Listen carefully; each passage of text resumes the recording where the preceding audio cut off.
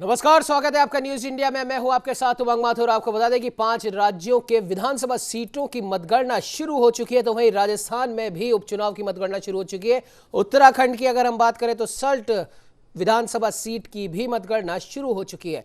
तो आपको बता दें कि राजस्थान में 3 विधानसभा सीटों पर हुए उपचुनाव के आज परिणाम आ रहे हैं और इन चुनाव परिणामों से कई दिग्गजों की प्रतिष्ठा दांव पर लगी है। कांग्रेस और भाजपा के कई कद्दावर नेता इन सीटों पर जीत दर्ज करने के लिए अपनी एड़ी चोटी का जोर लगाए हुए थे। फिलहाल राजस्थान के राजसमंद में बीजेपी की दीप्ति माहेश्वरी काफी आगे चल रही है, तो वहीं कांग्रेस के तनसुख बोहरा को पछाड़कर दीप्ति चल रही है आगे। सुजानगढ़ में बात करें कांग्रेस के मनोज मेघवाल की, तो हालांकि वो आगे चल रहे हैं, लेकिन कोविड रिपोर्ट उनकी पॉजिटिव आई है। भाजपा यहां हालांकि तीसरे नंबर में, जबकि आरएलपी, आप देखिए आरएलपी दूसरे स्थान पर यहां पर चल रही है। प्रदेश अध्यक्ष सतीश पूनिया के गृह जिले चुरू में अगर भाजपा तीसरे नंबर पर रहेगी तो यह उनके लिए एक बड़ा झटका साबित हो सकता है। और उधर सहाड़ा में भी कांग्रेस बीजेपी से आगे निकल गई है। कांग्रेस की गायत्री देवी भाजपा के रतनलाल से आगे बढ़त बनाए हुए हैं। बात करें उत्तराखंड की, तो अल्मोड़ा की असल्ट विधानसभा सीट के उपचुनाव के लिए भी आज वोटों की गिनती शुरू हो चुकी है। यहां दोपहर तक नतीजा आने की संभावना जताई जा रही है। सीट के लिए कांग्रेस और बीजेपी में सीधी टक्कर है। हाल ही में प्रदेश के मुख्यमंत्री का पद संभालने के बाद में तीरथ सिंह रावत और नए प्रदेश बीजेपी अध्यक्ष मदन कौशिक के लिए भी ये पहली परीक्षा मानी जा रही है। आपको बता दें कि बीजेपी के नेता सुरेंद्र सिंह जीना के पिछले साल नवंबर में कोविड-19 से निधन के कारण सल्ट विधानसभा सीट पर यह उपचुनाव हुआ है और इस सीट पर बीजेपी के महेश जीना और कांग्रेस की गंगा पंचोली को एक बार फिर चुनाव मैदान में उतारा गया है। उत्तर प्रदेश की अगर हम बात कर लें तो उत्तर प्रदेश में 4 चरणों में संपन्न हुए त्रिस्तरीय पंचायत चुनाव के भी आज नतीजे आ रहे हैं। कोरोना को देखते हुए राज्य निर्वाचन आयोग ने उम्मीदवारों और पोलिंग एजेंटों को कड़े निर्देश दिए हैं। तो वहीं अगर बात कर ले 5 राज्यों के विधानसभा चुनावों की, तो वहां पर भी मतगणना सुबह से ही शुरू हो चुकी है और जाहिर सी बात है कि पश्चिम बंगाल यहां पर कह सकते हैं कि सभी का एक तरीके से राजनीति का इस मतगणना का केंद्र बना हुआ है। सभी की निगाहें खासतौर पर पश्चिम बंगाल की मतगणना पर है। खैर, आगे बढ़ते हैं, बात करते हैं। हमारे साथ में वरिष्ठ पत्रकार संजय राय जी जुड़ चुके हैं। संजय जी, बहुत बहुत स्वागत है न्यूज इंडिया में। संजय जी, आवाज सुन पा रहे हैं आप मेरी? लगता है किसी तकनीक खामी की वजह से उनसे संपर्क नहीं हो पा रहा है। उनसे दोबारा संपर्क करने की कोशिश करेंगे। आपको बता दें कि अगर उत्तराखंड में सल्ट विधानसभा उपचुनाव की अगर हम बात करें तो यहां पर अभी तक के जो आए आंकड़े हैं उनकी अगर बात करें तो गंगा पंचोली 3017, महेश जीना 3890, यानी कि फर्क साफ यहां पर देखा जा सकता है। बीजेपी इस समय आगे चल रही है।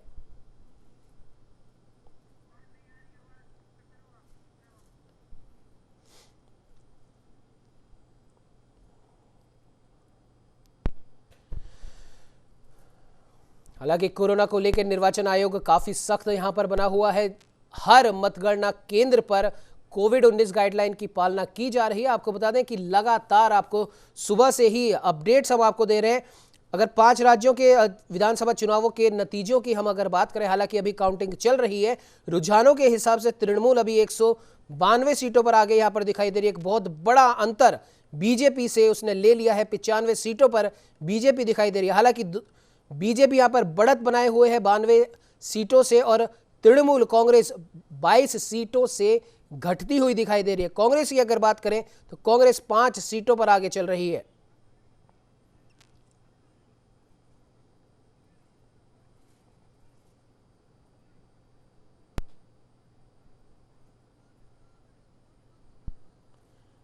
बात कर ले अगर हम तमिलनाडु की, तो वहां पर द्रमुक 134 सीटों से आगे चल रही है और 36 सीटों पर बढ़त बनाए हुए यहां पर दिखाई दे रही है। अन्ना द्रमुक 99 सीटों से आगे चल रही है, लेकिन यहां पर 37 सीटों से घटती हुई अन्ना द्रमुक दिखाई दे रही है।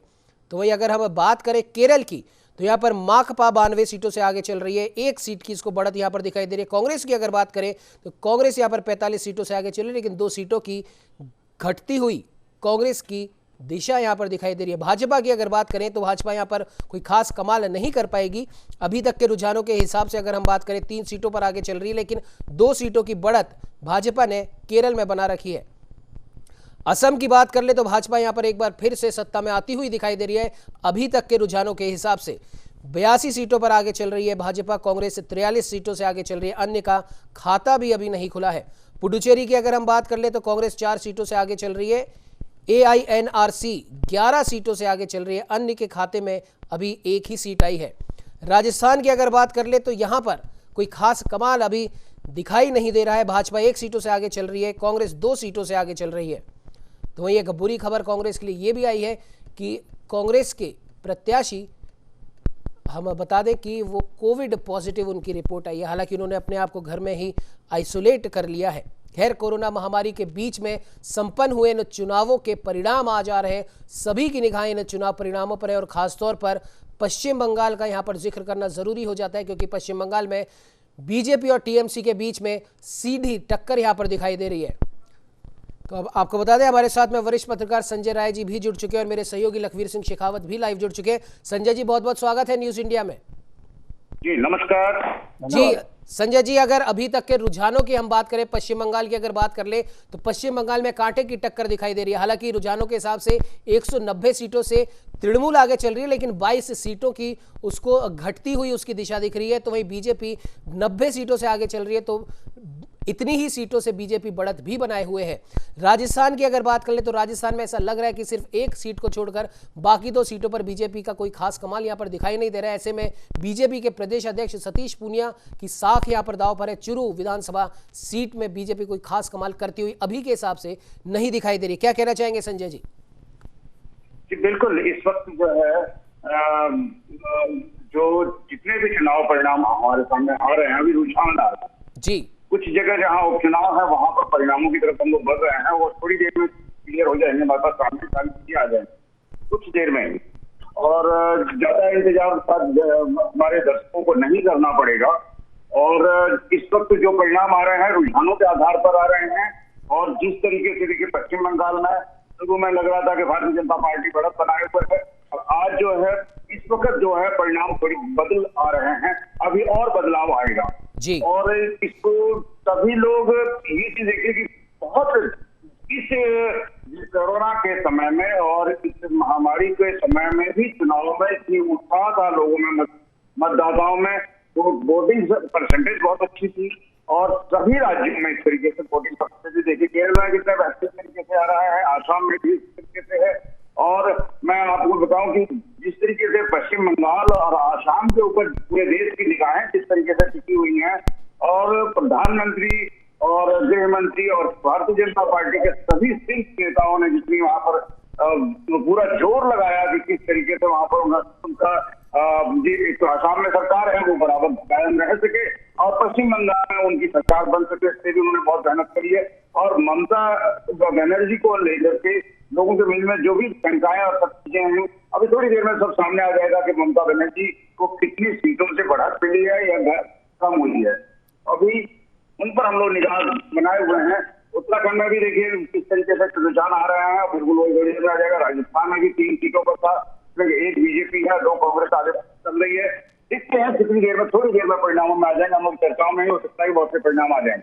जी बिल्कुल संजय जी, बिल्कुल आपने सही कहा। कहीं ना कहीं अगर देखा जाए पश्चिम बंगाल की, हालांकि सबकी निगाहें इस समय पश्चिम बंगाल के चुनाव परिणामों पर ही टिकी है। रुझानों के हिसाब से ठीक है, अभी बढ़त बनाए हुए तृणमूल कांग्रेस, लेकिन 21 सीटों से पीछे भी चल रही है। बीजेपी का आंकड़ा यहां पर 100 पार कर चुका है, लेकिन 97 सीटों से बढ़त बीजेपी ने यहां पर बना रखी है। लेफ्ट की अगर बात करें तो खाता भी अभी यहां पर नहीं खुला है और ऊपर से 76 सीटों से घटती हुई भी यहां पर दिखाई दे रही है। उत्तराखंड की आपने बात करी संजय जी, उत्तराखंड में महेश जीना और गंगा पंचोली के बीच में सीधा मुकाबला यहां पर है। और ये भी एक तरीके से हम कह सकते हैं पश्चिम बंगाल में जहां पर टीएमसी और बीजेपी में सीधा मुकाबला है, तो वहीं पर उत्तराखंड में भी बीजेपी और कांग्रेस में सीधी टक्कर है। और ये टक्कर एक बराबर सी दिखाई दे रही है दोनों ही जगहों की अगर हम बात करें। क्या कहना चाहेंगे संजय जी? उत्तराखंड में भी देखिए, वहां पर जो प्रत्याशी का निधन हुआ और उसके बाद जो जिस तरीके से चुनाव हो रहा है, और उसमें पूरे राज्य में का भी कोई ऐसा सीटों को लेकर के फर्क भी पड़ेगा, लेकिन उस सीट को जीतना भारतीय जनता पार्टी के लिए बहुत अहम है। इसी बीच में उन्होंने देखिए मुख्यमंत्री को भी बदलाव किया और हर चीज किया। कांग्रेस के समय में भी कांग्रेस के प्रचारक हरीश रावत भी कोरोना पॉजिटिव हो गए। अब देखिए कांग्रेस के प्रत्याशी स्वयं पॉजिटिव हो गए हैं। तो एक पैंडेमिक के टाइम में, एक आपदा के समय में चुनावों का होना ये भी किया है। और देखिए वोट वगैरह किस तरीके से आएगा। और हम तो ये कहते हैं कि उत्तराखंड में 2 ही पार्टी हैं, दोनों ही बहुत मजबूती से आगे बढ़ रही हैं। लेकिन कौन पलड़ा किस तरफ भारी होता है और कौन जीतता है, कुछ देर के अंदर में हम उत्तराखंड में क्लियर कर देंगे। जी बिल्कुल संजय जी, बिल्कुल आपने सही कहा। कहीं ना कहीं एक जो सीधी टक्कर की जो हम बात कर रहे हैं वो भी उत्तराखंड में भी दिखाई दे रही है। दोनों ही प्रमुख पार्टियों के अपने अपने उन्होंने कारण यहाँ पर गिनाए थे, अपने अपने दावे, अपने अपने वादे यहाँ पर किए थे। हालांकि अगर संजय जी बात करें उत्तराखंड की, यहाँ पर अगर थोड़ी सी हम यहाँ पर जिक्र करें तो कहीं ना कहीं सहानुभूति फैक्टर यहाँ पर बीजेपी को क्या लगता है आपको कि मिलता हुआ दिखाई दे रहा है? जी थोड़ा सा लगेगा, उसका असर पड़ेगा।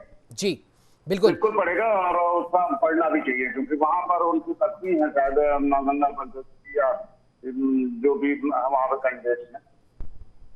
चलिए संजय जी बने रहिए हमारे साथ में। मेरे सहयोगी लखवीर मेरे साथ में लगातार बने हुए। लखवीर, अगर राजस्थान की हम यहाँ पर बात कर लें तो जैसा कि अपेक्षित था परिणाम, या फिर हम यूं कहें रुझान उसी हिसाब से आ रहे हैं।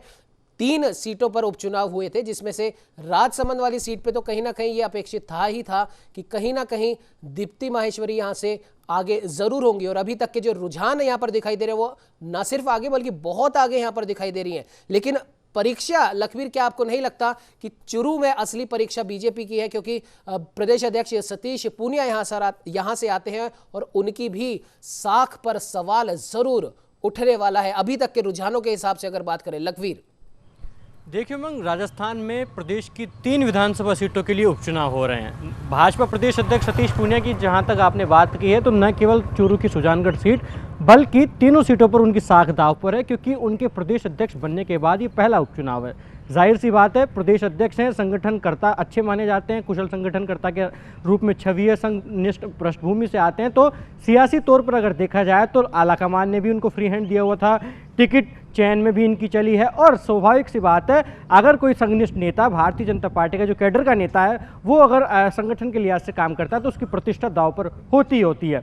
अगर बात की जाए तो प्रदेश में 3 सीटों पर उपचुनाव हो रहे हैं। एक सीट जो राजसमंद की सीट थी वो भारतीय जनता पार्टी के पास थी, बल्कि सहाड़ा और सुजानगढ़ की सीट कांग्रेस के खाते में थी। तो स्वाभाविक सी बात है, ज़्यादा असर बीजेपी के प्रदेश अध्यक्ष की प्रतिष्ठा पर पड़ना भी नहीं चाहिए अगर परिणाम या रुझान ये आते कि राजसमंद पर भी भारतीय जनता पार्टी अच्छा परफॉर्म नहीं कर पा रही है। जो दीप्ति किरण माहेश्वरी जो बीजेपी की अधिकृत प्रत्याशी थी, उनका अगर रुझान या उनका अगर परफॉर्मेंस कम होता, अच्छा नहीं होता, तो कहीं ना कहीं बीजेपी के तमाम कार्यकर्ताओं के ऊपर, नेताओं के ऊपर, जो प्रमुख नेता थे, जिन्होंने पूरे उपचुनाव को संभाला, पूरे रण को संभाला, उन पर स्वाभाविक तौर पर सवाल उठाए जाते। लेकिन जिस प्रकार से राजसमंद सीट पर एक अच्छी बढ़त, एक मजबूत बढ़त दीप्ति किरण माहेश्वरी ने बनाई हुई है, ये वही मैसेज है कि भारतीय जनता पार्टी जिस सीट को लेकर आश्वस्त थी कि हम वहाँ पर कमल खिलाने जा रहे हैं, वो उसी को बुनियाद करती नजर आ रही है। इसी के उलट सुजानगढ़ और सहाड़ा की अगर बात की जाए तो सहाड़ा विधानसभा सीट पर अगर बात की जाए तो काफ़ी चर्चा और काफ़ी आकर्षण का बिंदु ये सीट मानी जा रही थी, क्योंकि लादूलाल पितलिया जो भारतीय जनता पार्टी से बागी होकर जिन्होंने निर्दलीय चुनाव प्रचार में मैदान में उतरे, फिर उनके कई ऑडियो वायरल हो जाते हैं, फिर वो भारतीय जनता पार्टी के पक्ष में नामांकन वापस ले लेते हैं, भाजपा प्रदेश अध्यक्ष सतीश पूनिया से जयपुर आकर मुलाकात करते हैं, भारतीय जनता पार्टी के पक्ष में माहौल बनाने की या यूँ कहें कि प्रचार करने का आश्वासन देकर जाते हैं। उसके बाद ठीक जयपुर से रवाना हुए तो सहाड़ा पहुंचे भी नहीं थे, उससे पहले ही उनके घर पर उनके कोविड पॉजिटिव होने का रिपोर्ट कार्ड चस्पा कर दिया जाता है और उनको होम क्वारंटाइन किया जाता है और प्रशासन का एक भारी जाब्ता, भारी लवाजमा उनके घर के बाहर रहता है। तो उपचुनाव में लादूलाल पितलिया आकर्षण का केंद्र बने। इनके कई ऑडियो वायरल हुए हैं और एक ऑडियो जिसका सबसे ज़्यादा आकर्षण रहा वो ये था कि उन्होंने साफ तौर पर एक उनके समर्थक से बातचीत में कहा कि आप नोटा को दे दीजिए, किसी को दे दीजिए, मैं कुछ नहीं कहना चाहता। तो साफ तौर पर स्वाभाविक बात है कि एक इनडायरेक्ट वे में उन्होंने ये अंदेशा दे दिया था कि कहीं ना कहीं टीस उनके मन में थी। भले ही भारतीय जनता पार्टी को समर्थन दे दिया हो, अपना नामांकन वापस ले लिया हो, लेकिन टिकट कटने की टीस उनके मन में थी और इसीलिए उन्होंने साफ तौर पर उस ऑडियो में ये नहीं कहा कि आप भारतीय जनता पार्टी के जो अधिकृत प्रत्याशी हैं रतनलाल जाट, उनके पक्ष में मतदान कीजिए। उनका ये कहना था कि चाहे आप नोटा को दे दीजिए, चाहे किसी और को दे दीजिए, लेकिन मेरे साथ अन्याय हुआ है। तो टीस थी और उसी टीस का कारण था कि भले ही वो क्वारंटाइन हो गए हों, प्रचार नहीं कर पाए हों, लेकिन इनडायरेक्ट वे में भी भारतीय जनता पार्टी के पक्ष में मतदान करते हुए नहीं दिखे।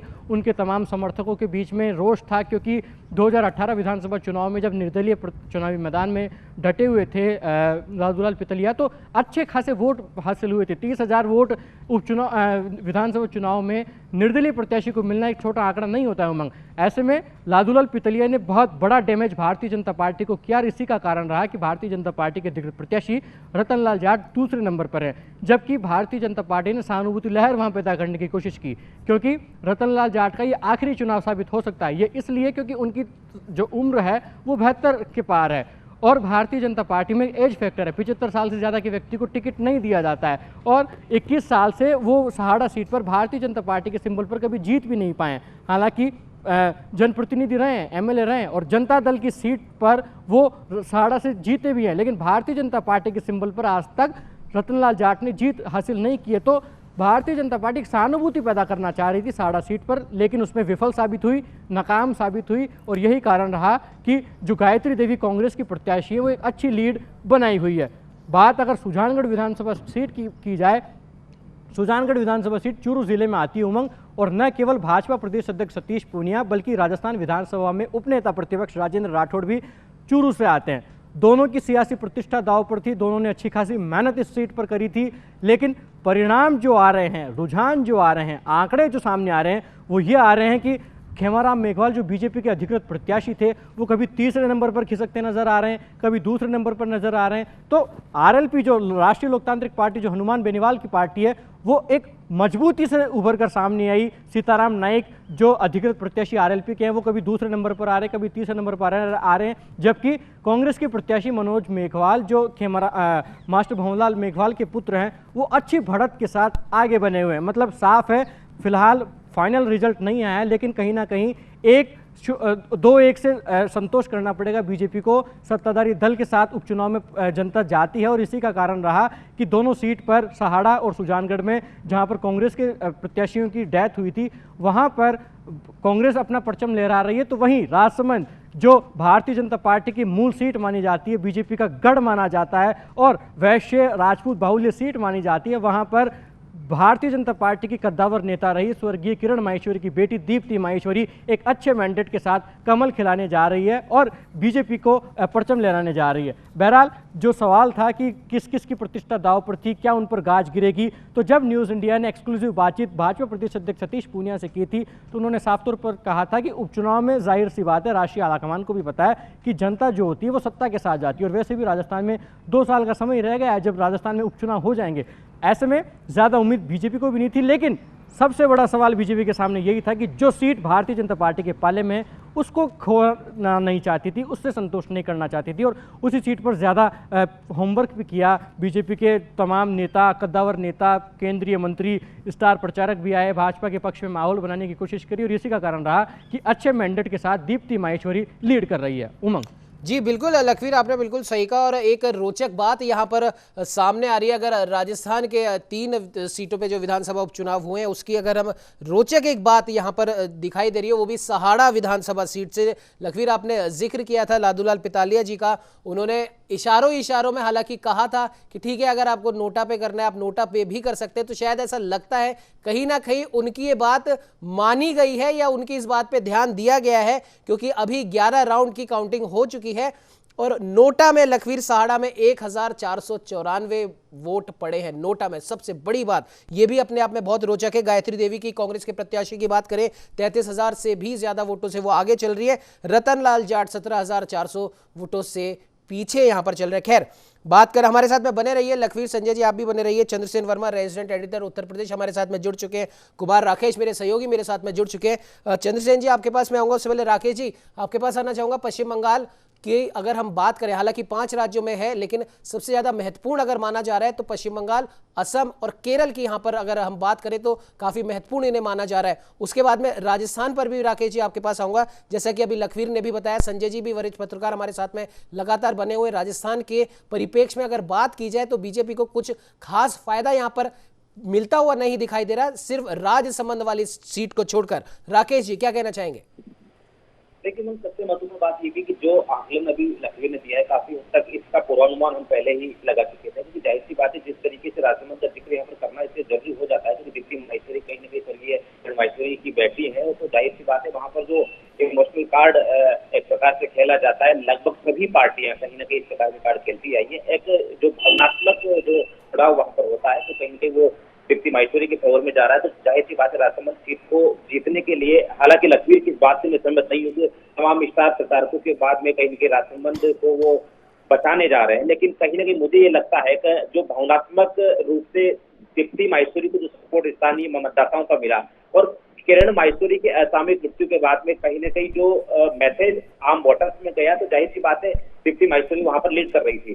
सहाड़ा का जिक्र आप लगातार कर रहे हैं, वहां पर जिस तरीके का माहौल देखने को मिल रहा है, बाकी की जो सीटें हैं वहां पर कांग्रेस लीड इसलिए कर रही है क्योंकि अमूमन जो ट्रेंड देखा जाता है, जहां पर जिस पार्टी की सरकार होती है, सत्ता में जो दल होता है, तो जाहिर सी बात है मैंडेट अमूमन ज्यादातर उसी के फेवर में जाता है, उसी के पक्ष में जाता है। तो ऐसे में उस मामले को लेकर के कितनी हम चर्चा कर ले, लोगों को क्या रुझान रहेगा, क्योंकि सरकारी मशीनरी से लेकर के मतदाता का रुख, सरकार के साथ कैसे पक्ष करके चलना है, जिले का विकास कार्य, विधानसभा का विकास कार्य, तमाम जो इश्यूज होते हैं, तमाम जो पॉइंट होते हैं, वो काफी असर डालते हैं। तो जाहिर सी बात है वो सीटें जो है कांग्रेस के फेवर में लगातार हम बताते आ रहे थे। लेकिन दीप्ति माहेश्वरी को लेकर के जिस तरीके से अभी तक का आकलन मेरा यह कह रहा है कि वहां पर कांग्रेस ने काफी हद तक टक्कर देने की कोशिश की है।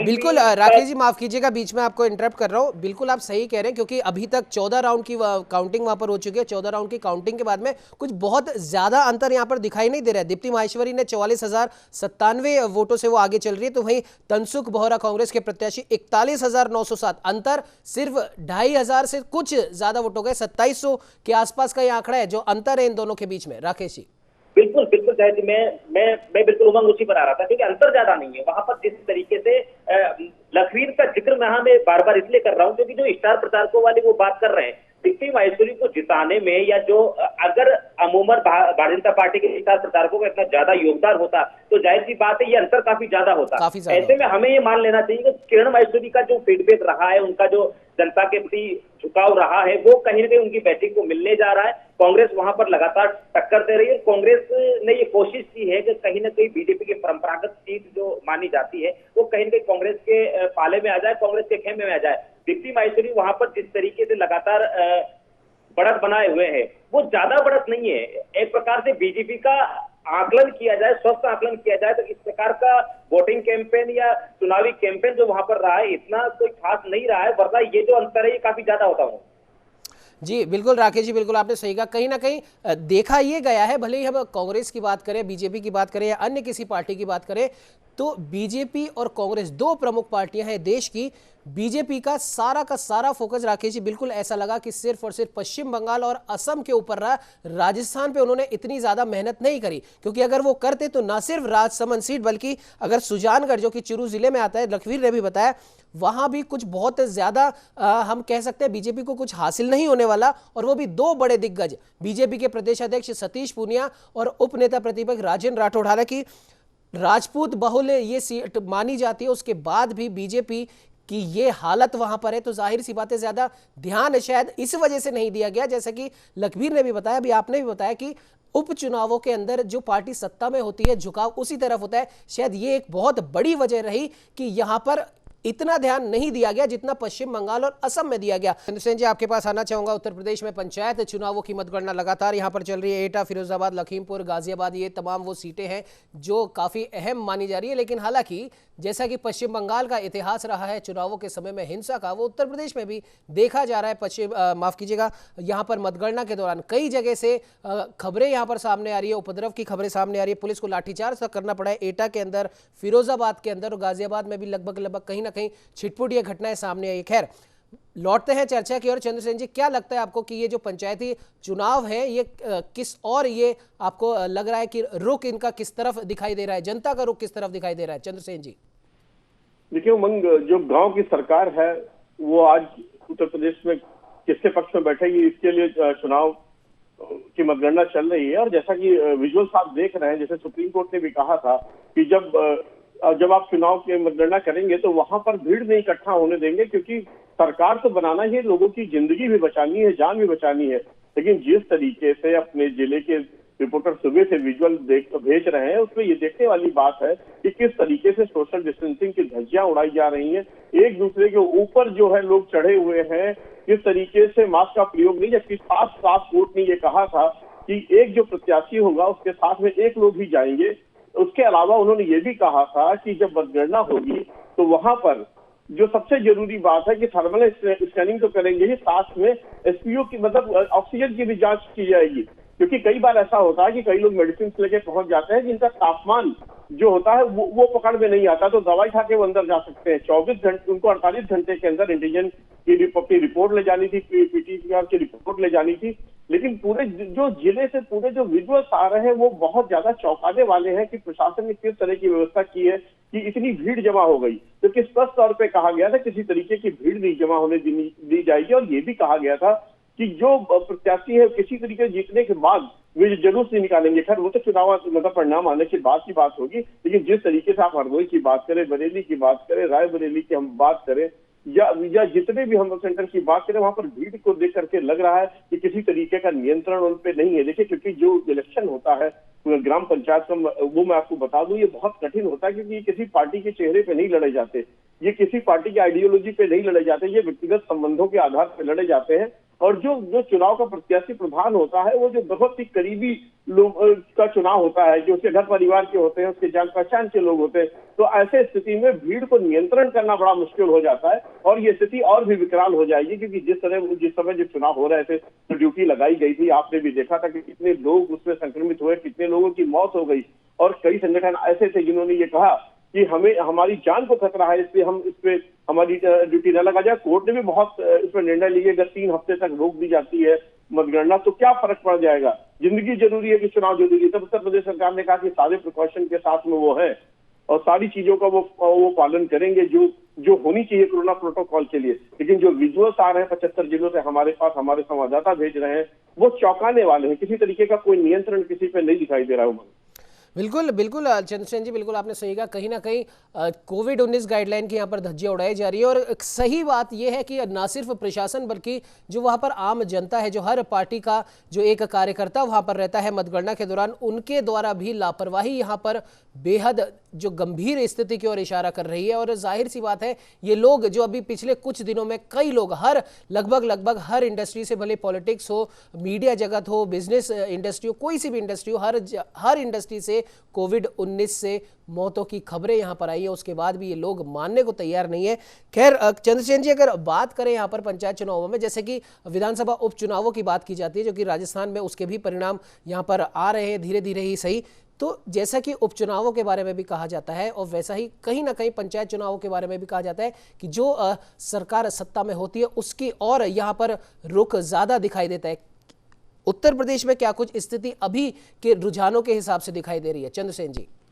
उमंग, देखिए, जो ये ग्राम पंचायत का चुनाव होता है, ग्राम प्रधान का प्रथम इकाई होती है और इसी से तय होता है कि लहर किस ओर है जी। और हालांकि उत्तर प्रदेश में भारतीय जनता पार्टी की सरकार है और काफी समय से एक माहौल बन गया उस तरह का, जिसकी सरकार होती है उसके खिलाफ भी कई चीजें होती है। लेकिन जो कोरोना का समय, कोविड का समय है, इससे लोगों में बहुत नाराजगी देखी जा रही है। लोगों का यह मानना है कि अगर दूसरी लहर आई थी उससे अगर हम उत्तर प्रदेश सरकार में इस तरह के प्रिकॉशंस लिए जाते, हॉस्पिटल्स और बेड की व्यवस्था की जाती, वेंटिलेटर की व्यवस्था की जाती और जो रेमडेसिविर इंजेक्शन है या जो भी दवाइयां हैं उनकी अगर मार्केट में अवेलेबिलिटी होती, तो इस चीज को लेकर के बहुत ज्यादा लोगों में विरोध है और लोगों में रोष है इस तरीके का कि किसी तरीके से इस पर नियंत्रण नहीं हो पाया और लोगों की लगातार जान जा रही। ये प्रमुख कारण हो सकता है कि सरकार के विरोध में जो रिजल्ट आए जो हमारे ग्राम पंचायत चुनाव के हो रहे हैं। जी बिल्कुल, चंद्रसेन जी बने रहिए हमारे साथ। संजय राय जी यहाँ पर कुछ अपना एक कह सकते हैं कि सवाल उनका यहाँ पर दिखाई दे रहा है। संजय राय जी, आपका सवाल भी सुनेंगे, लेकिन एक महत्वपूर्ण बात ये भी पूछना चाहेंगे संजय राय जी, तमाम भले ही 5 राज्यों की विधानसभा चुनावों की रिजल्ट की हम बात करें, राजस्थान में उपचुनावों के रिजल्ट की बात करें, उत्तर प्रदेश में पंचायत चुनावों के रिजल्ट की बात करें, उत्तराखंड में 1 सीट के विधानसभा चुनाव की अगर हम बात करें, तमाम राज्यों में मतगणना शुरू हो चुकी है। लेकिन संजय राय जी, क्या आपको लगता है कि जो केंद्र के खिलाफ एक इतना बड़ा जो किसान आंदोलन जो अभी भी चल रहा है, किसान आंदोलन और कोरोना की छाया मतदान करते समय, क्या लगता है आपको कि जो हमारे तमाम जो जनता है जो मतदान करने पहुंची थी मतदान केंद्रों पर, वो भी उनके दिमाग में जरूर रही होगी? संजय राय जी, देखिए, उत्तर प्रदेश के पंचायत चुनाव में तो कुछ नहीं था जी। मैं आपको ये कहूंगा कि उत्तर प्रदेश के चुनाव में इस चीज का असर नहीं दिखाई दिया। वहां पे जातिगत एक समीकरण दिख जाता है जी कि कौन किसके खिलाफ खड़ा है। पंचायत चुनाव में उत्तर प्रदेश के मायने में न किसान वहां पर काम आया, न तो वहां कोरोना कोई देख रहा था। वहां पर केवल देखते हैं कि कौन सा घर से कौन आदमी खड़ा है, कौन किससे खड़ा है, वो व्यक्तिगत चुनाव में व्यक्तिगत लड़ाइयां हो जाती। जी। वो इसीलिए वो इस लड़ाई को लेकर के उस चुनाव में खड़े होते हैं, पंचायत चुनाव में और जिला परिषद और वो लगा रहा है। हाँ, पश्चिम बंगाल में जरूर असर दिखाई दिया, और जिसका कि कोरोना का तो असर नहीं वहां पर दिखाई दिया। किसान आंदोलन की जिस तरह से किसान नेता वहां पर गए, प्रचार किया, उन्होंने सभी राज्यों में उन्होंने देखिए किसान नेताओं ने तमिलनाडु में भी प्रचार किया, केरल में भी प्रचार किया, और जहां जहां चुनाव थे वहां कोशिश करी कि वहां जाकर के वो लोग प्रचार करते, तो उसका असर था। लेकिन बड़े चैनल थे या बड़े मीडिया हाउसेस थे, उसमें किसानों के किसी भी आंदोलन को नहीं दिखाया जाता था। वहां पर केवल बीजेपी का और बच्चों की जरूरत। और हम तो ये कहते हैं कि आपके यहाँ से हमारे चैनल पे जिस तरह हम बातचीत कर रहे हैं, यहाँ से किसानों की आवाज को मुखरता से प्रस्तुत किया गया।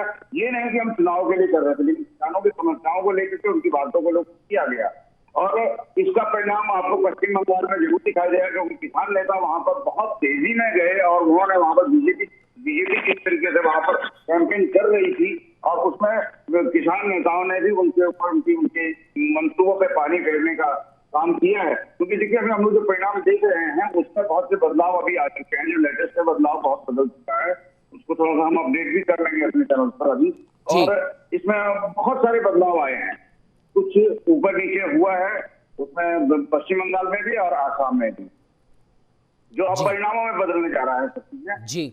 और हम तो यही चीज कहेंगे उत्तर प्रदेश के मामलों में कि कोरोना को लेकर के कोई भी लोगों के अंदर डर नहीं था। वे लोग खूब ग्रुपबाजी और बिना मास्क के काम करना, प्रचार करना, घर घर के जाना और सब चीज करना, क्योंकि उत्तर प्रदेश पर मेरी भी निगाह है कि पंचायत चुनाव में क्या हो रहा है, किस तरीके से हो रहा है। वहां पर कोरोना को लेकर के कोई भी डर नहीं थी, जिसका परिणाम अब उनके सामने आ रहा है जी। और फिर चुनाव में उत्तर प्रदेश के पंचायत चुनाव में हुआ क्या कि विभिन्न राज्यों में जो ग्रामवासी रहते हैं, जो प्रवासी हैं, वो लोग गाँव की तरफ लौटे हैं प्रचार करने के लिए, और वो खूब घूम करके उन लोगों ने कोरोना को विस्तृत रूप से फैलाया है। और इसका परिणाम है कि वहां से भी अब मरने की खबरें लगातार आ रही हैं कि कौन कितने लोग चले गए। एक परिवार का तो ऐसा है कि उसमें जितने भी पुरुष थे वो सभी लोग पॉजिटिव होकर के और वो सभी लोग मर चुके हैं, ऐसी सूचना आई है। और वहां पर बहुत केवल महिलाएं कुछ लोग रह गई हैं, मेरे पास ऐसी सूचना भी कई गाँवों से है, और बहुत ही भयावह स्थिति उत्तर प्रदेश की है। अभी थोड़े दिन में और गंभीर होने की संभावना है, क्योंकि जनसंख्या ज्यादा है। जिस तरीके से दिल्ली के अंदर आप देखिए, दिल्ली के अंदर जनसंख्या ज्यादा है, उसी वजह से वहां पर कोरोना का महामारी का और सब चीज का भी असर आ रहा है। जनसंख्या घनत्व के ऊपर भी बात करते हैं, छोटी छोटी गलियां हैं, छोटे छोटे मकान है, बहुत से लोग रहते हैं और वो लोग पालन नहीं करते आपके किसी भी चीज अपने कोरोना गाइडलाइन जी। हम लोग अभी डिस्कस कर रहे हैं कायदे में, हम लोग को भी लोगों को ये दिखाना चाहिए कि हमें मास्क लगा के बात कर रहे हैं या क्या कर रहे हैं, लेकिन हम लोग अभी इंडिविजुअल अकेले रूम में बैठे हैं तो ऐसा कुछ नहीं है। और मैं तो यही चीज कहूंगा कि सब लोग कोरोना की गाइडलाइंस का पालन करें और काम करें, उसी से बचाव होगा। लेकिन आज चारों तरफ पिछली बार हम लोग दीपक जला रहे थे, सरकार ने ट्रेनिंग दी कि आपको जिस समय इस तरह की आपदा आएगी तो वो क्या करना, कैसे घरों में रहना है, किस तरीके से अपने आपको एंटरटेन करना है, कभी थाली बजा लो, कभी कुछ कर लो। तो ये इस तरह से ट्रेनिंग थी आपने आत्मबल को बढ़ाने की। लेकिन अब आपदा आई है, इस वक्त लोग नहीं संभले। हम सोचा कि पिछली बार भी नहीं हुआ, इस बार भी नहीं होगा, लेकिन इस बार बहुत खतरनाक स्थिति है और हर दूसरा आदमी इस समय कोरोना पॉजिटिव है, जो कि टेस्टिंग भी कराने नहीं जा रहा है जी। हम लोग अभी आज परिणामों पर ही केंद्रित है तो ज्यादा होगा। मैं बीच में आपका समय कोरोना पर बोल दिया, लेकिन वो भी जरूरी है, लोग देखिए जी। बिल्कुल बिल्कुल। और जी, और अभी जैसे पंजाब ये बंगाल के चुनाव पर हम लोग कर रहे हैं, और बंगाल के परिणामों में 292 सीटों पर है चुनाव। वहां पर केरल में 140 गणना जारी है। केरल में भी परिणाम देखिए बिल्कुल लगभग एक तरफा होता चला जा रहा है, और आसाम में भी एक तरफा बीजेपी को आगे बढ़ाता है। बीजेपी की जो है राजस्थान में एक सीट पर आगे चल रहे हैं, और उत्तराखंड में एक सीट पर चुनाव है जहां पर दोनों में बहुत जबरदस्त कांटे की टक्कर चल रही है। और तमिलनाडु में एक तरफा हो गया है कि तमिलनाडु में वहां पर जो चुनाव है वो एक तरफा हो चुका है, और वहां पर परिणाम बहुमत की ओर सरकार बनाने की ओर भी अब लोग बढ़ रहे हैं। और मैं तो एक ही चीज कहूंगा कि अभी हम लोग को थोड़ा सा और इंतजार करें, परिणाम हमारे सामने आ जाएंगे और बहुत बेहतरीन। देखिए आप लोगों ने अपडेट किया, देखिए तृणमूल कांग्रेस का अभी बढ़ गया और उनका डाउन हुआ जी। बिल्कुल बिल्कुल संजय जी, बिल्कुल सही कहा आपने। बिल्कुल कहीं ना कहीं देखने वाली बात है, जैसे जैसे समय आगे बढ़ रहा है 11 बजे तक 12 बजे तक, कहीं ना कहीं हम कह सकते हैं कि 12 बजे के बाद में फिर 1 बजे तक हम ये मान सकते हैं कि किसी एक डिसीजन वाली हम अपनी प्रतिक्रिया पर आ सकते हैं। खैर लखबीर, आपके पास मैं आना चाहूँगा। अगर हम बात करें लखबीर सुजानगढ़ की विशेष तौर पर, क्योंकि जैसे कि हमने पहले भी कहा था, प्रदेश अध्यक्ष सतीश पूनिया और उप नेता प्रतिपक्ष राजेंद्र राठौड़ वहां से आते हैं, उसके बाद भी सुजानगढ़ में जो हालात यहां पर दिखाई दे रहे हैं वो बहुत ज़्यादा अच्छे नहीं है। और जिस हिसाब से हम पहले भी बात कर रहे थे कि किस नेता का कद बढ़ेगा, किसका कद घटेगा, तो कांग्रेस में भंवर सिंह भाटी जी का कद सुजानगढ़ में हम कह सकते हैं काफ़ी बढ़ने वाला है। और वो भी इस वजह से क्योंकि राजपूत वोट बैंक में यहाँ पर सेंधमारी की गई है कांग्रेस के द्वारा, भाटी जी के द्वारा। तो कहीं ना कहीं लखवीर, क्या आपको नहीं लगता कि पूर्व मुख्यमंत्री वसुंधरा राजे की अनदेखी बीजेपी को राजस्थान के उपचुनावों में भारी पड़ती हुई दिखाई दे रही है? लखवीर, देखिए उमंग, बेहद ही उम्दा सवाल है आपका, क्योंकि वाकई में जाहिर सी बात है, लाजमी भी हो जाता है। और लाजमी इसलिए हो जाता है क्योंकि पूर्व मुख्यमंत्री वसुंधरा राजे राजस्थान की राजनीति का बड़ा चेहरा है। उनका नदारद रहना, स्टार प्रचारकों की सूची में शामिल तो होना, लेकिन भारतीय जनता पार्टी की जो ऑफिशियल पोस्टर्स जारी होते हैं उनमें उनकी तस्वीर का नदारद रहना, तो स्वाभाविक सी बात है इतने बड़े नेता को टीस तो पहुंचती है। और इसी का कारण रहा कि वसुंधरा राजे ने अपनी पुत्र वधू निहारिका राजे के अस्वस्थ होने का तर्क दिया और इस पूरे उपचुनाव से वो नदारद ही दिखाई दी। स्वाभाविक सी बात है, सुजानगढ़ विधानसभा सीट की अगर हम बात करें तो भले ही एससी रिजर्व सीट है, लेकिन राजपूत मतदाता निर्णायक मतदाता हैं, वर्चस्व वाले मतदाता हैं।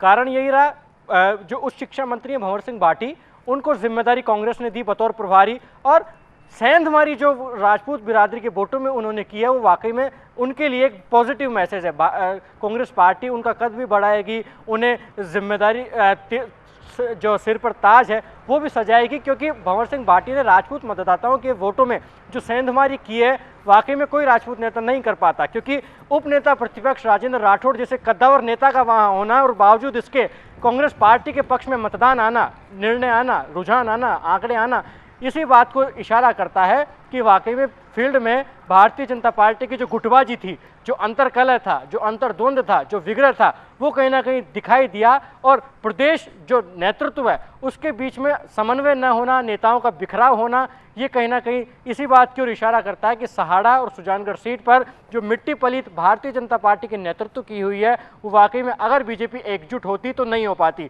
स्वाभाविक सी बात है, भारतीय जनता पार्टी दावा करती है कि 2 साल का शासन जो अशोक गहलोत सरकार कर रहा है पूर्णतः विफल है। ये जो परिणाम आए हैं इससे तो नजर नहीं आता है।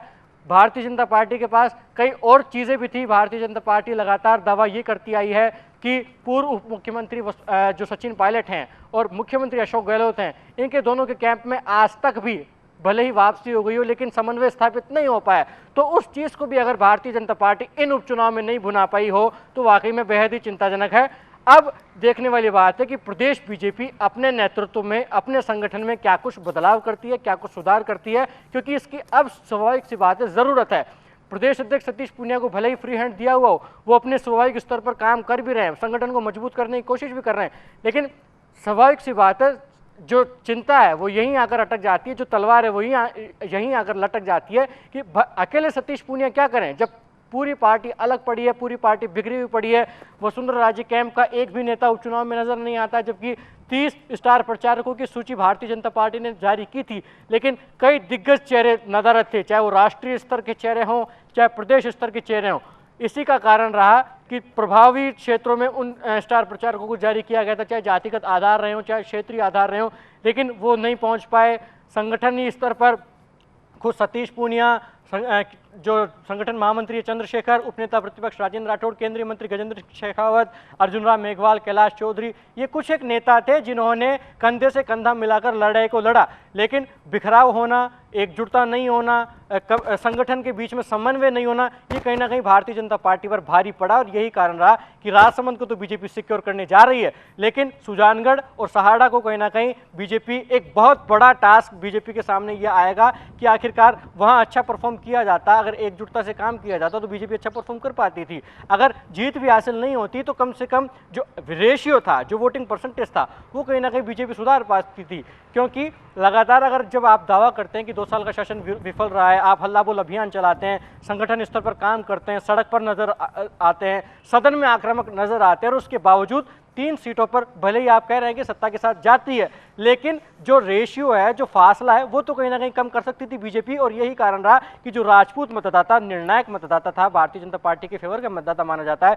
जनसंघ के समय से राजस्थान की अगर खास तौर पर बात की जाए तो राजपूत मतदाता जो हैं वो भारतीय जनता पार्टी के पक्ष में मतदान करते हैं। लेकिन भंवर सिंह भाटी का बेहतरीन मैनेजमेंट रहा और सुजानगढ़ में जो सेंधमारी राजपूत मतदाताओं के वोट बैंक में किए, ये वाकई में सराहनीय है। उमंग जी बिल्कुल लखवीर, आपने बिल्कुल सही कहा। कहीं ना कहीं जो भंवर सिंह भाटी का कद है अभी यहाँ से बढ़ता हुआ दिखाई देता है। रुक कर लेते हैं राकेश जी आपका। और सबसे बड़ी बात यह है, राजस्थान की तो बात करेंगे ही करेंगे, एक बार अपडेट कर देते हैं हमारे दर्शकों को। पश्चिम बंगाल की अगर बात करें रुझानों की तो 292 में से 291 आ चुके हैं। तृणमूल 192 सीटों पर आगे चल रही है, हालांकि 16 सीटों से घटती हुई भी दिखाई दे रही है। बीजेपी के खाते में 96 यहां पर मत पड़ते हुए दिखाई दे रहे हैं। रुझानों के हिसाब से 93 सीटों से बीजेपी आगे चल रही है। लेफ्ट का खाता खुला है 1 सीट से, लेकिन 75 सीटों से घटती हुई यहां पर दिखाई दे रही है। असम की बात कर लेते हैं। असम में 126 में से 126 सीटों के रुझान यहां पर आ गए हैं। कांग्रेस यहां पर 41 सीटों पर है, 10 सीटों से घटती हुई दिखाई दे रही है। बीजेपी 84 सीटों पर आगे चल रही है और 10 सीटों से बढ़त यहां पर दिखाई दे रही है। अदर का खाता खुला है 1 से। तमिलनाडु की अगर बात करें राकेश जी तो एडीएमके के पास में 92 रुझानों के हिसाब से अभी तक पड़ चुके हैं और 44 सीटों से ये आगे दिखाई दे रहे हैं। डीएमके 138 सीटों पर है, 40 सीटों से आगे दिखाई दे रही है। एमएनएम का खाता खुला है। खैर, पुडुचेरी की अगर बात करें, एनडीए गठबंधन को 10 सीटें रुझानों के हिसाब से यहां पर मिलती हुई दिखाई दे रही है। 3 सीटों से आगे चल रही है। यूपीए गठबंधन को 3 सीटें यहां पर मिलती हुई दिखाई दे रही हैं और 3 ही सीटों से घटती हुई भी दिखाई दे रही है। अदर के खाते में 1। केरल की अगर बात करें राकेश जी, जैसे हमारी कल भी चर्चा हुई थी, एलडीएफ और यूडीएफ पर सबकी नजर यहां पर रहने वाली है।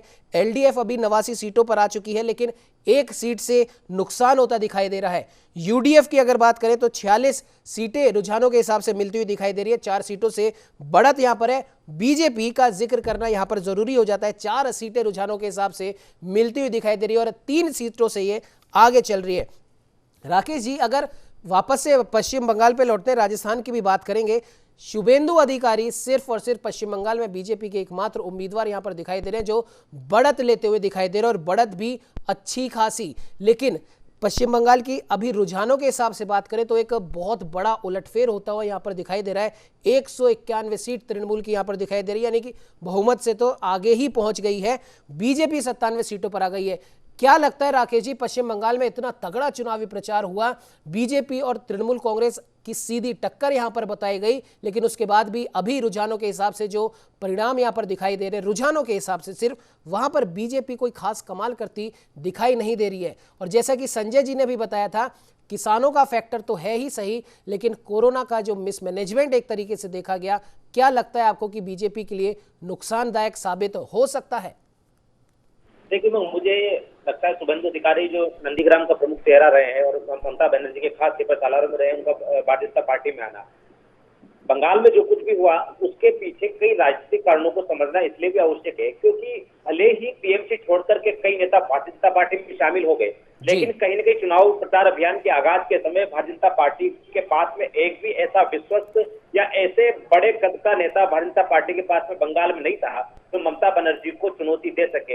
हमारी चर्चा इस मामले में कई मर्तबा हुई है। मैंने पहले भी कहा है कि ममता बनर्जी को यानी कि दीदी को इतना हल्के में आतना भारतीय जनता पार्टी को बहुत भारी पड़ सकता है, क्योंकि लेफ्ट और टीएमसी के संघर्ष में कहीं न कहीं ममता बनर्जी खुद पश्चिम बंगाल से थी और लेफ्ट को जिस तरीके से बुद्धदेव भट्टाचार्य को उन्होंने चुनौती दी और उस दौर में वहां का स्थानीय चेहरा बनकर के नंदीग्राम संघर्ष से बड़ा चेहरा बनकर के बाहर निकली, तो कहीं न कहीं ये लगने लगा था स्थानीय लोगों को कि बुद्धदेव भट्टाचार्य के बाद में ममता बनर्जी पश्चिम बंगाल का वो चेहरा है जो राज्यों को विकास के पथ पर आगे ले जा सकती है। लेकिन यहीं पर भारतीय जनता पार्टी का जिक्र करें तो भारतीय जनता पार्टी के पास अभी तक इस कश्मकश में पूरा चुनाव चल रहा था कि आखिर मुख्यमंत्री का चेहरा कौन होगा, मुख्यमंत्री का दावेदार कौन होगा। शुभेंदु अधिकारी को ये लोग तोड़ करके लाए, लेकिन लास्ट तक इस बात को स्वीकार करने से ये लोग मुकरते रहे कि क्या वाकई में शुभेंदु अधिकारी मुख्यमंत्री पद का चेहरा होंगे।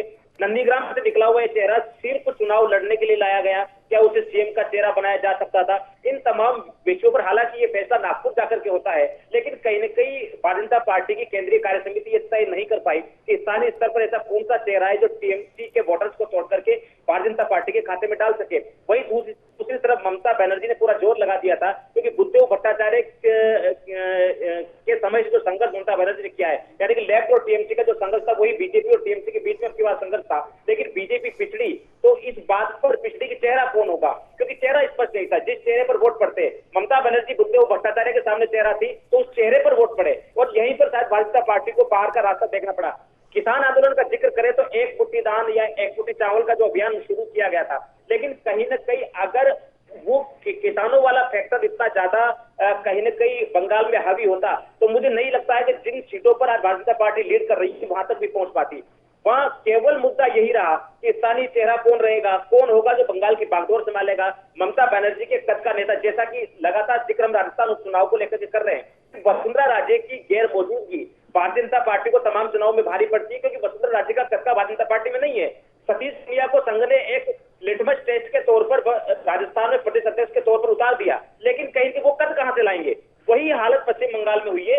आसाम का जिक्र यहाँ पर किया जाए तो कहीं न कहीं जिस तरीके से लगातार भारतीय जनता पार्टी के कार्यकर्ता और बड़े नेता वहां पर एक्टिव थे, तो असम में सारी राह आसान होती चली गई, लेकिन बंगाल में लगातार स्टार प्रचारकों के दौरों के बावजूद, लगातार कई मुद्दों के बावजूद, स्थानीय संघर्ष के बावजूद, कार्यकर्ताओं की खूनी झड़पों के बावजूद भी अगर आज भारतीय जनता पार्टी वो प्रदर्शन नहीं कर पा रही है तो अपने आप में सोचने वाली बात है कि बंगाल का मतदाता चाहता क्या है। क्योंकि ममता बनर्जी शायद इस बात का जिक्र हम दोनों ने भी आपस में कई बार किया है कि ममता बनर्जी को सीट से निकाल करके बाहर करना या बंगाल की सत्ता से बाहर कर देना इतना आसान नहीं होगा। आप ममता बनर्जी को उसके सीट से हरा सकते हैं, लेकिन वहां की सत्ता से बाहर निकालना भारतीय जनता पार्टी को पूरा जोर लगाना पड़ेगा, और इसके लिए कहीं न कहीं वहां पर स्थानीय स्तर का एक बड़ा चेहरा तैयार करना पड़ेगा।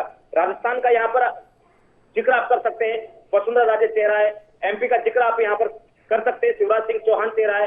यूपी का जिक्र आप यहाँ पर किया जा सकता है, योगी आदित्यनाथ चेहरा है। वही चेहरा पश्चिम बंगाल में होना जरूरी था जो पूरी भारतीय जनता पार्टी को लीड करता, क्योंकि दिल्ली से पार्टी केंद्रीय पार्टी चलती है, लेकिन राज्य स्तर पर क्या फैसले होंगे, किस तरीके से लोगों को साथ लेना है, ये फैसला सिर्फ स्थानीय स्तर का चेहरा ही तय करता है। और यही कर रहा है कि वो चेहरा, मुख्यमंत्री पद का चेहरा चुनाव में नहीं उतारना, यही भारतीय जनता पार्टी को भारी पड़ा है। जी बिल्कुल राकेश जी, एक छोटा सा सवाल और आपसे यहाँ पर है, जिस प्रकार से चेहरे की कमी यहाँ पर देखी गई और जिस प्रकार से बीजेपी प्रधानमंत्री नरेंद्र मोदी जब पहली बार प्रधानमंत्री बने हैं उसके बाद से लेकर अभी तक के कोई से भी विधानसभा चुनाव देख लीजिए, उपचुनाव देख लीजिए, हमेशा उन्हीं को आगे रखकर भारतीय जनता पार्टी अपना चुनाव प्रचार अभियान शुरू करती है, उन्हें केंद्र में रखकर अपना चुनाव प्रचार अभियान शुरू करती है। और कहीं ना कहीं पश्चिम बंगाल के अंदर शुभेंदु अधिकारी और जो स्थानीय नेता है जो टीएमसी से टूटकर बीजेपी में आए, या फिर हम बात कर ले मिथुन चक्रवर्ती की यहाँ पर बात कर ले, बाबुल सुप्रियो की यहाँ पर बात कर ले, वो इतने प्रचलित नहीं है। ठीक है, अपनी अपनी इंडस्ट्री में जरूर वो प्रचलित है, लेकिन राजनीति में वो इतने ज्यादा प्रचलित नहीं है। और सबसे बड़ी बात, पश्चिम बंगाल के अंदर जो बांग्ला भाषा है, सोनार बांग्ला की बात यहां पर कही जा रही थी, लेकिन उस बांग्ला भाषा की बीजेपी के जो भी स्टार प्रचारक थे, कहीं ना कहीं राकेश जी, क्या आपको नहीं लगता कि उनको चुनने में थोड़ी सी गलती यहां पर हो गई? क्योंकि देखा गया है कि ममता बनर्जी जिस आवेश के साथ में, जिस जोश के साथ में अपना संबोधन देती थी, कहीं ना कहीं भाषा का असर भी यहां पर काफी पड़ता है। क्या कहना चाहेंगे राकेश जी? बिल्कुल बिल्कुल जाहिर सी बात है, ये दोनों चीजें उमंग कनेक्टेड है आपस में। क्योंकि आप यकीन मानिएगा, आप स्थानीय स्तर पर इस तरीके का चेहरा उतारते हैं जो कहीं ना कहीं आपकी पार्टी को लीड कर रहा हो, एक सीएम पद का चेहरा हो, और वो जाकर के मंच पर जाकर के जनता का आह्वान करे, बंगाली भाषा में जाकर के लोगों का आह्वान करे, तो जाहिर सी बात है उसका मैसेज बड़ा और अच्छा जाता है। ऐसे में कैलाश विजयवर्गीय से लेकर के तमाम स्टार प्रचारकों के चेहरे आपने पश्चिम बंगाल में उतारे, लेकिन हिंदी भाषी राज्यों के नेता होने के चलते वो जो तारतम्य बैठने वाली बात है, वो जो समझ बैठने वाली बात है, वो शायद वो समझ आम जनता तक नहीं पहुंच पाई। क्योंकि लगातार शायद वो वाकया आपने भी सुना होगा, जब कई स्थानीय लीडर्स ने सीएम पद के चेहरे के तौर पर एक मजाकिया लहजे में शुभेंदु अधिकारी का नाम लिया था और पार्टी के कई बड़े कार्यकर्ता नाराज हो गए थे। तो जाहिर सी बात है वो जो चेहरा होना चाहिए था, वो जो एक आम जनता से जुड़ा हुआ व्यक्तित्व होना चाहिए था, वो भारतीय जनता पार्टी ने तय नहीं किया। और यही कारण था कि सिर्फ पायलट प्रचारक जाकर के वहां पर प्रचार करके आ गए। नरेंद्र मोदी के चेहरे से आप एक हद तक पार्टी जहां पर बिल्कुल स्टैंड नहीं किया करती थी, वहां पर एक अच्छी स्तर पे आकर के मजबूत विपक्ष के तौर पर खड़ी हो सकती है। लेकिन कहीं न कहीं सत्ता के दरवाजे तक पहुंचने के लिए, सत्ता की चाबी प्राप्त करने के लिए आपको स्थानीय स्तर पर उस चेहरे की आवश्यकता है जो आपको सत्ता में लेकर के जाएगा। जी बिल्कुल राकेश जी, बिल्कुल सही कहा आपने। कहीं ना कहीं जो तमाम जो दावे बीजेपी की तरफ से किए जा रहे थे कि अब की बार बीजेपी सरकार, सोनार बांग्ला के सपने की यहाँ पर बात की जा रही थी, तमाम ऐसी बातें हैं। और अभी के रुझानों के हिसाब से अगर बात करें तो बीजेपी के तमाम दावे यहाँ पर हम कह सकते हैं कि धराशायी होते दिखाई दे रहे हैं। चंद्रसेन जी, आपके पास आना चाहूँगा। हालांकि समय बिल्कुल इजाजत नहीं देता है, लेकिन फिर भी राष्ट्रीय स्तर की अगर हम बात करें, 5 राज्यों के चुनावों के परिणामों की बात करें, विशेष तौर पर पश्चिम बंगाल की अगर बात करें, जिस प्रकार से आपने राकेश जी को भी सुना, आपने संजय राय जी को भी सुना, क्या लगता है आपको कि बीजेपी से आखिर अभी के रुझानों के हिसाब से बात करें तो कहां पर गलती हो गई? चंद्रसेन जी। देखिए उमंग, ये जो इलेक्शन की हम बात करें, चुनाव की बात करें, तो ये पूरे सिर्फ बीजेपी और टीएमसी की बात नहीं है, क्योंकि पूरे देश की नजरें इस पे है। खास तौर पे वो जो विपक्ष की पार्टियां हैं उनकी नजरें हैं, क्योंकि ममता जो टीएमसी की जीत है ये उनके हौसले बढ़ाएगी। और जी चंद्रसेन जी, माफ कीजिएगा, बीच में आपको इंटरप्ट कर रहा हूं। ओवैसी फैक्टर क्या यहाँ पर देखा गया वोट काटने की अगर हम बात करें तो? जी देखिए, निश्चित तौर पे ये फैक्टर काम आया है। और मैं आपको ये भी बताना चाहता हूँ कि पूरे देश की जो विपक्ष की पार्टियां हैं वो इस चुनाव पर निर्भर करती है, उनमें एक हौसला बढ़ेगा। लेकिन यहाँ पर अगर टीएमसी नहीं जीतती, किसी भी देश के लोकतंत्र के लिए सबसे ज्यादा जो जरूरी चीज होती है वो विपक्ष होती है, क्योंकि सरकार के अंकुश रहती है, सरकार की जवाबदेही होती है उस पर। अगर हम इसकी बात करें कि पूरे देश में विपक्ष कमजोर रहेगा तो ये भारत के लिए दुर्भाग्य की बात होगी और लोकतंत्र के लिए भी दुर्भाग्य की बात होगी। और ममता जी की काफी समय से वहां पर है, लोकप्रिय नेता रही हैं। हालांकि देखा जाए तो इस चीज को कि बीजेपी के जितने भी बड़े नेता हैं, बाबू सुप्रियो की बात करें, लॉकेट की बात करें, जिनकी भी बात करें, बड़े नेता पीछे की ओर जा रहे हैं, वो हार रहे हैं। और नंदीग्राम की बात करें जहां जय श्री राम के नारे लगे थे, तो शुभेंदु की बात करें तो वो एक लोकप्रिय नेता है और टीएमसी के लिए ही वो इलेक्शन मैनेज किया करते थे। उनको एक एक चीज पता है, वो जमीनी नेता है। वहां से अगर ममता जी हार भी जाती हैं, और हालांकि वो पूरे जो उनका जो करियर है उसमें सिर्फ एक बार वो हारी है, सिर्फ भवानीपुर से वो इलेक्शन लड़ती थी, बहुत मजबूत पोजीशन है वहां पे रहती थी। लेकिन इस बार उन्होंने जो नंदीग्राम से लड़ने की बात की, और वहां पर जो शुभेंदु है भारतीय जनता पार्टी के वाले टीएमसी में थे, उनकी पूरी तरीके से तैयारी थी, उनकी पूरी तरीके से पकड़ थी वहां पर, और इस कारण वो आगे लगातार बढ़त बनाए हुए हैं। उमंग जी बिल्कुल चंद्रसेन जी, बिल्कुल आपने सही कहा, लेकिन कहीं ना कहीं अब देखने वाली बात ये होगी कि हालांकि चुनाव परिणाम आने में अभी थोड़ा सा वक्त है, लेकिन रुझानों के हिसाब से बात करें तो पश्चिम बंगाल में जो दावे किए जा रहे थे वो दावे अब थोड़े से कमतर होते दिखाई दे रहे हैं बीजेपी के। और ममता बनर्जी जो कह सकते हैं, तमाम कई बार हमारी